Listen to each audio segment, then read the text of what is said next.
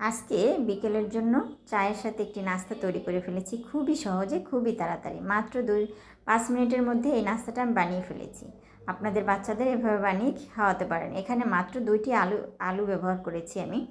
আলু দিয়ে এই নাস্তাটা তৈরি করে ফেলেছি এবং সস দিয়ে খেতে পারেন। বিকেলে বাচ্চাদের আমি এভাবে একটু নাস্তা মাঝে মাঝে এক একটা নাস্তা বানিয়ে দিই, তো আমি 2টি আলু দিয়ে এভাবে নাস্তা তৈরি করে দিয়েছি। এখানে আমি ভেষণ ইউজ করেছি, গরম মশলা ইউজ করেছি। আপনি চাইলে মরিচ এবং দিতে পারেন, বাট আমি দেইনি। তো হালকা টুকটাক সব মশলা ইউজ করেছি এখানে। তারপরে আমি একটা শেপ করে নিয়েছি। এখানে আমি যে শেপটা করেছি আপনারা চাইলে অন্য শেপও দিতে পারেন। এরপর আমি প্যানে একটু তেল দিয়ে আমি ভেজে নিয়েছি। একদম মুসমুসে আলুর পেঁয়াজু, এটা একদম সুন্দর, খুবই সুন্দর এবং খুবই মজার একটি খাবার। আপনারা বাসায় একবার হলো ট্রাই করে খেয়ে দেখবেন। অনেকভাবেই তো খেয়েছেন, এভাবে একবার হলেও খেয়ে দেখবেন, ভীষণ মজা হয়। একদম মনে হয় পিঠা খাইতেছি। আসলে বাচ্চারা খুবই পছন্দ করবে এই খাবারটা।